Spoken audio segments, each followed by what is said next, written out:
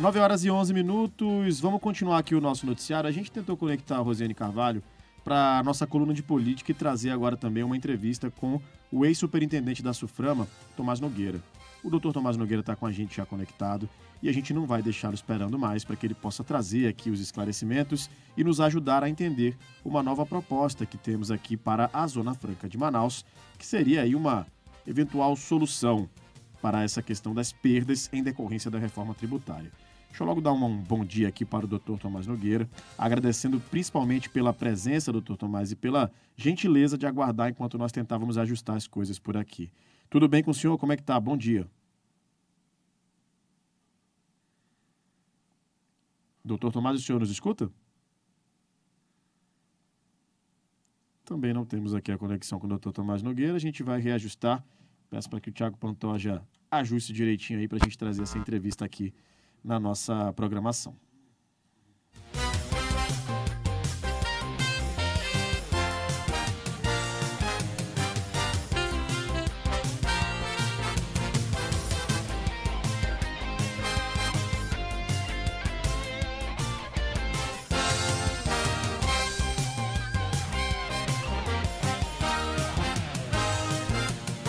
Vamos lá, mais uma tentativa aqui. Doutor Tomás Nogueira, o senhor nos escuta? Bom dia. Bom dia, escuto bem. Satisfação estar aqui com os senhores. E aí, senhora, doutora Etienne.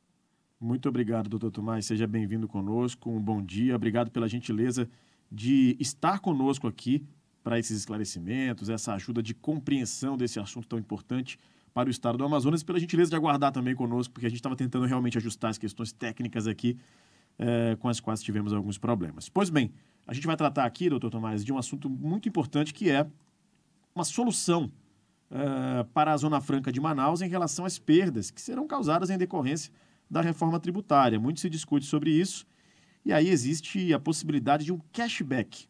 O Centro de Cidadania Fiscal, entidade responsável por um dos textos de reforma tributária em discussão lá no Congresso, avalia a criação de um cashback para que se devolva às empresas em dinheiro o valor que hoje elas possuem na forma de benefício tributário.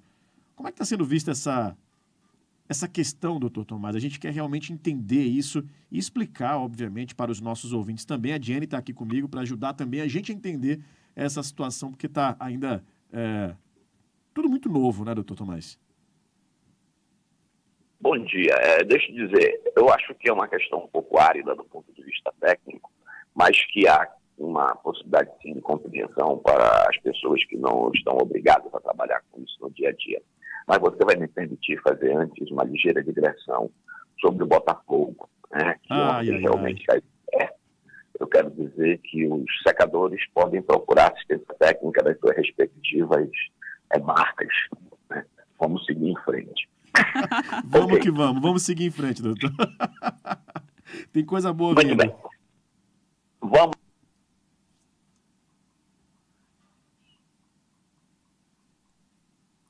Problema aqui com o áudio do doutor Tomás. O senhor nos escuta, doutor? Vamos tentar reconectar aqui.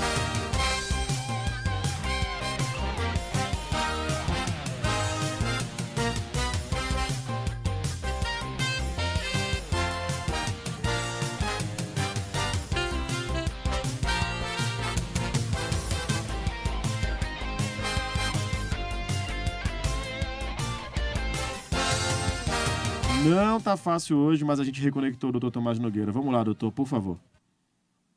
Bom dia. Eu digo que para entender essa questão, nós temos de saber que no Congresso Nacional há mais de uma proposta sobre reforma tributária tramitando. E é importante entender um ponto comum.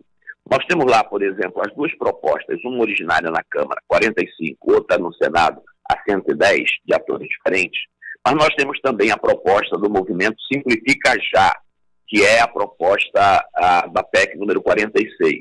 Nós temos a PEC do deputado Luiz Felipe Orleans Bragança, que é a PEC 07. Muito bem, por que eu estou falando isso? Ontem eu estive em Brasília, apareceu uma nova PEC que vai ser trabalhada junto aos senadores de uma equipe técnica oriunda da Secretaria de Fazenda de São Paulo, muito interessante. Então, o primeiro ponto para nós entendermos há diversos caminhos para se fazer uma reforma tributária. mas em todas as PECs que estão aprovadas, há uma desoneração praticamente completa do consumo, da produção, da etapa de produção. Então, é possível. Por que eu estou falando isso? Porque, para que nós construamos uma solução, é preciso entender que esta questão de não tributação da produção eu diria quase que o ponto é comum de todas elas. E é esse ponto que nos impacta. Então, nós temos de construir soluções para a gente começar a entender o cashback que se adequem a este sistema. Ano passado, nós lutamos grandemente, tive a oportunidade de participar da equipe que elaborou as peças que questionaram a extinção do IPI. Ponto. Nós não podíamos perder o IPI de forma isolada, mas manter o IPI dentro de todas essas propostas é como você, eu tenho dito, querer jogar futebol com bola de basquete. É como você mudar o seu filho da escola e dizer assim, não, eu quero ir com o uniforme do outro porque eu gosto muito. Então não faz sentido. E a proposta que está sendo feita não é porque, é preciso que a gente entenda em Manaus, não é porque goste ou não goste da proposta, mas é por pragmatismo a proposta que está sendo discutida e que a Câmara, o Senado e o governo anunciam que vão fazer uma fusão e vai ser a proposta que vai ser votada.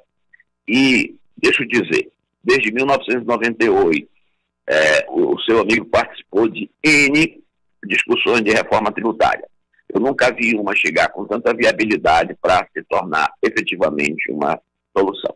Muito bem, dito tudo isso, o cashback faz sentido? O que é o cashback e o que não é? Não sei se você consegue me ouvir ainda. Estamos lhe ouvindo claramente, doutor. Tudo bem.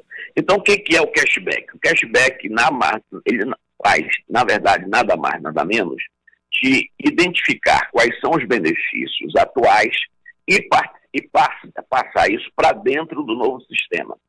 Ele é uma fórmula que calcula, veja bem, para quem não entende isso, os benefícios do polo industrial, depois a gente trata do comércio. Do polo industrial de Manaus, no ICMS, são de duas naturezas. Uma, quando você adquire mercadoria e insumo no mercado nacional, ela vem com isenção e você tem um crédito fiscal presumido equivalente ao que teria sido pago na origem. Se eu compro um insumo que custa R$100 em São Paulo, ele vai retirar o imposto, 7% de 100 é 93, ele vem em vez com 100 com valor de 93, mas esses 7% vão ser abatidos do imposto que for devido quando o produto for vendido. Esse é o crédito presumido. A outra ponta é que na saída, quando eu calculo qual é o imposto devido na saída da Zona Franca de Manaus é 12% da interestadual. Aí a lei fala com que a gente dá um desconto, um abatimento que chama crédito estímulo. O menor valor deste crédito estímulo é 55%. São 4 faixas, 55, 75, 90, 25 e 100, de acordo com cada situação. O que o sistema do cashback faz é só fazer um cálculo desses dois movimentos, ou seja, as entradas tributadas a 7 ou a 12, se vier de Norte, Nordeste e Centro-Oeste, mais o valor das saídas tributada a 12 e com o respectivo nível de incentivo fiscal hoje. E este valor será devido às empresas do Amazonas. Como é isso, hein? Deixa eu lhe dizer para vocês e para os ouvintes da Band News, Manaus e Difusora. Hoje é assim que funciona a produção de bens de informática fora de Manaus. Hoje, no futuro, assim que vai funcionar para as empresas fundamentalmente exportadoras. Por quê? Vamos tratar nas exportadoras. Eu sou uma empresa exportadora, então eu compro insumos, eu monto e vendo para o exterior. Quando eu comprei esses insumos, onde quer que seja, eu pago o imposto que está envolvido nele. Eu ia abater o valor desse imposto na minha venda futura. No entanto, quando eu mando para exportação, não tem esse imposto. Então não tem venda futura a abater. O que ocorre? Dentro do novo sistema, isto vai gerar o que a gente chama de crédito acumulado. Então, não pode ter, e hoje é um dos maiores problemas do ICMS, todos os estados têm empresas com crédito acumulado. Se tem crédito acumulado, deveria ser devolvido, mas hoje não é devolvido. Então, pela natureza do novo sistema, acumulou crédito no período de apuração, a empresa recebe, devolve para a empresa. Como que devolve? Deposita dinheiro, sim. Certo? Então, este é um ponto que já existe. Por outro lado, só voltando, as empresas produtoras de bens de informática hoje no Brasil pagam todos os impostos, mas calcula-se um valor sobre as verbas de P&D e se devolve em dinheiro, em crédito financeiro para essas empresas. Então, não é uma novidade. Mas qual é a segurança disso, hein? Isso vai ser devolvido, e se nós tivermos crise? Bem, primeiro ponto, não tem fundo. A reforma inova mesmo, e cria um Conselho Federativo, que não existe previsão hoje constitucional, mas nós estamos fazendo na Constituição, que vai gerenciar estas movimentações e tipo de um banco. Então, quando as empresas pagarem o imposto, isto vai para o Conselho Federativo. Não vai para a União, não vai para o Estado, não vai para o município. E este Conselho Federativo é que faz a entrega imediata para a União, para o Estado e para o município. Então, não é a União que vai repassar, não é o Estado que vai repassar para o município. Cada um vai receber direto. Isso funciona? Deixa eu explicar aqui por que pode funcionar com a tecnologia que nós temos. Fazer uma analogia, isso que eu estou fazendo aqui, né? Durante a crise da pandemia, a crise de 2016, alguns estados tiveram um problema terrível de fluxo de caixa, atrasaram pagamentos, tudo isso. O estado de Minas Gerais fez a retenção das parcelas devido aos municípios, das velas parciais do município. O Minas Gerais pode fazer, o Amazonas não pode fazer. Por que o Amazonas não pode fazer? Porque ele já adotou uma decisão, inclusive de base tecnológica, que a parcela dos municípios, tipo como se fosse esse Conselho Federativo, não passa pelo Tesouro do Estado. As empresas pagam os seus impostos e pagam no banco. O arrecadador, que é o Bradesco. Na hora que o Bradesco fica com isso 2 dias, que é o processo normal e até de remuneração do banco para gerir esses recursos. Muito bem. No D+2, como a gente chama, o Bradesco já faz a repartição imediata. O Estado não tem acesso ao dinheiro dos municípios. O Bradesco repassa só a parte do Estado do Amazonas, do ICMS, e já deposita na conta de cada município o valor que a eles é devido. Então, veja a diferença no modelo do Amazonas para o modelo de Minas Gerais, onde o dinheiro vai para dentro do Tesouro, o Tesouro fica com aquele recurso e entrega para os municípios. Então, o modelo novo é mais o modelo do Amazonas e não de Minas. O Conselho Federativo recebe esse recurso e faz essa transmissão automática. Então, tem 2 questões. Competitividade. Isso ajuda, sim, a manter a competitividade das nossas empresas aqui, porque mantém um sistema novo, dentro de um mecanismo inteligente, as nossas vantagens hoje do ICMS. E confiabilidade, porque não passa não é fundo, passa pelas mãos do Tesouro nem federal para os estados, nem estadual na coisa dos municípios. Então, o que eu disse, para a gente deixar claro?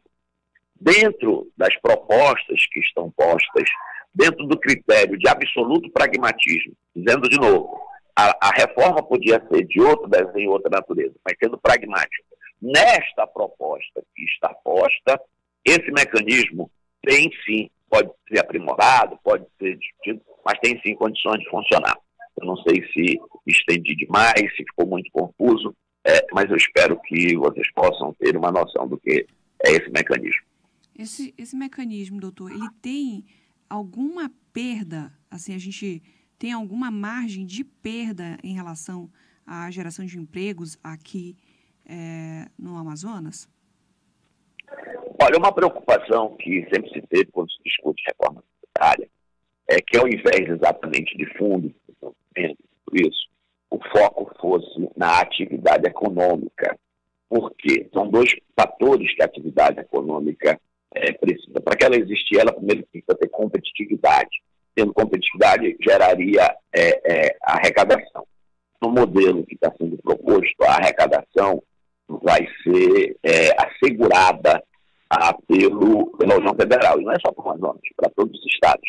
Por quê? O que acontece é que nós estamos transferindo o momento da arrecadação, que seria na produção, como é hoje, quando as fábricas pagam ICMS, para o momento do consumo. Então, a receita não vai ser perdida, ela vai ser transferida de momento. Então, a arrecadação será compensada. Mas o que você perguntou foi sobre emprego. Muito bem. Na hora que a gente mantém a competitividade da produção, a gente assegura o emprego. É para isso que nós estamos hoje, inclusive vira o foco principal, já que a arrecadação vai ser compensada a arrecadação do PIM, porque inclusive a arrecadação do comércio deve crescer. Mas a arrecadação do PIM vai ser assegurada por este mecanismo de transferência, ponto. E então a competitividade tem o condão de manter as empresas e o emprego. Se o emprego vai aumentar ou diminuir pela questão tecnológica, isso é algo completamente a parte a existência de uma reforma tributária ou não. Então, respondendo diretamente a sua pergunta, se nós fizermos assegurar a competitividade, que eu acredito que esse mecanismo ajuda, pode ser somado a outros, sim.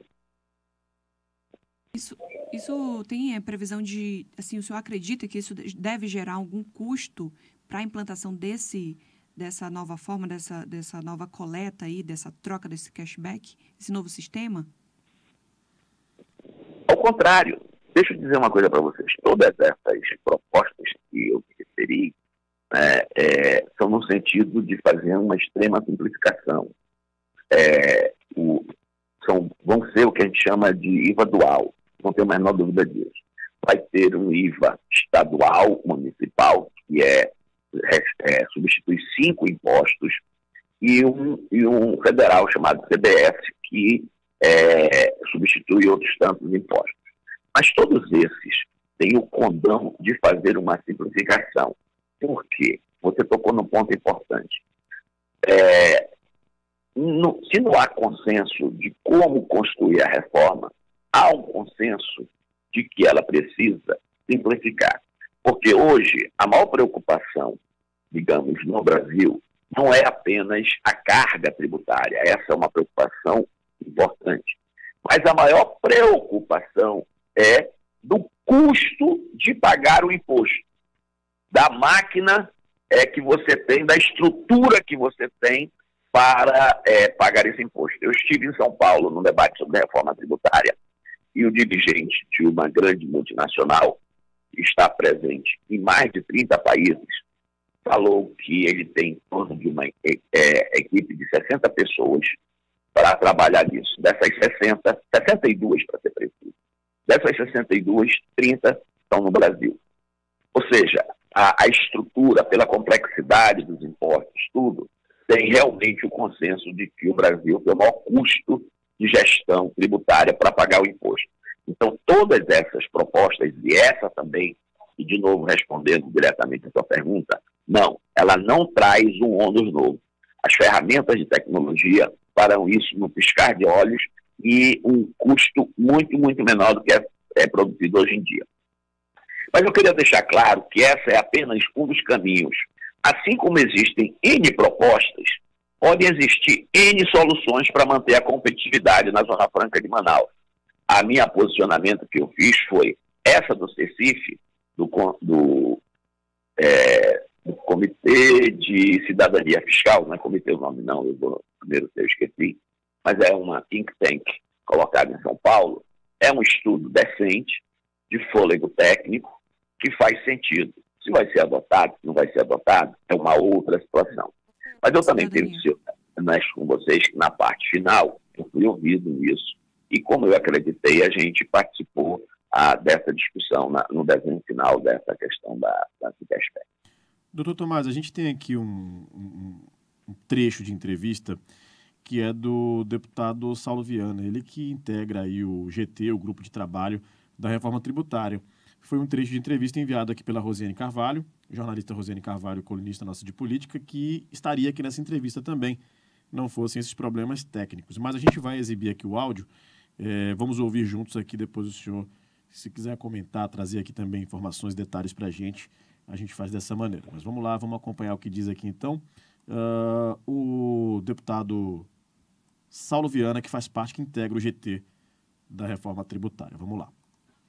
Então, essa proposta do cashback para a Zona Franca de Manaus nunca foi debatido dentro do grupo de trabalho da reforma e também nunca foi uma ideia colocada como opção do governo federal para a manutenção da nossa Zona Franca de Manaus. Eu acho até que o conceito da ideia é muito boa, porém a prática eu vejo que ela se torna inviável, porque o governo devolver para as empresas em recursos, em valores, em dinheiro, acho que se tornaria difícil de se manter, ainda mais pela nossa defesa, que a gente quer que essa transição dentro da reforma tributária para a Zona Franca de Manaus, ela continue pelo prazo que ela está na Constituição, que é o ano até 2073, ou seja, nós ainda teríamos aí pela frente pelo menos 50 anos de Zona Franca de Manaus.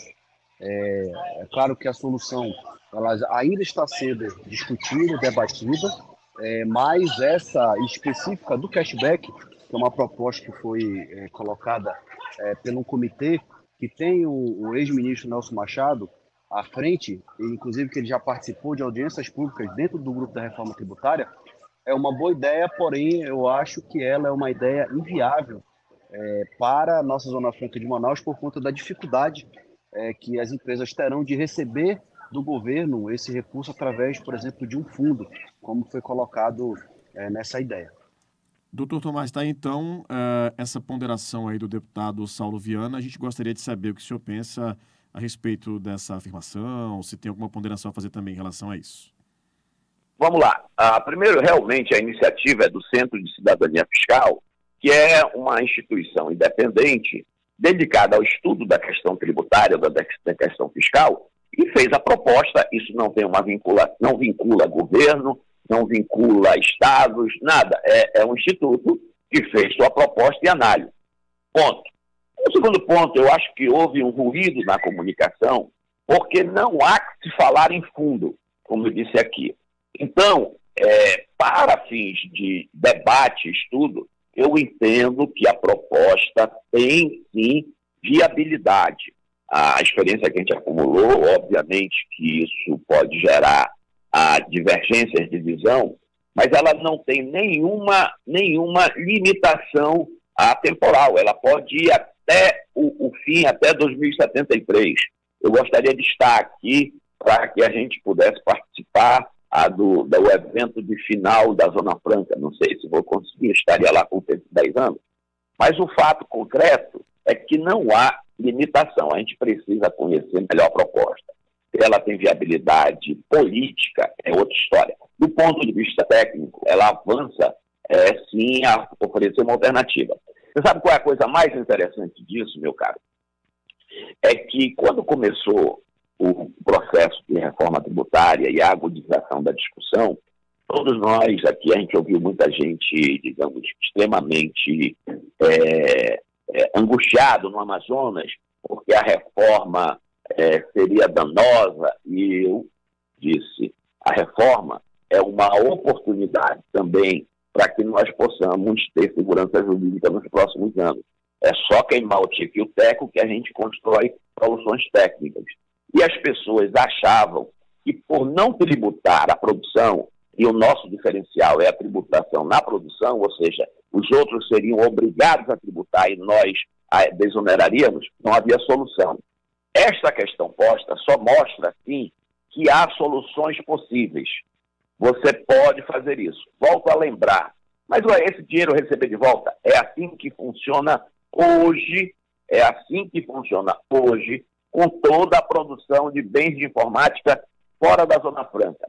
É assim que se dá competitividade para as empresas fora da Zona Franca produzirem bens de informática no país.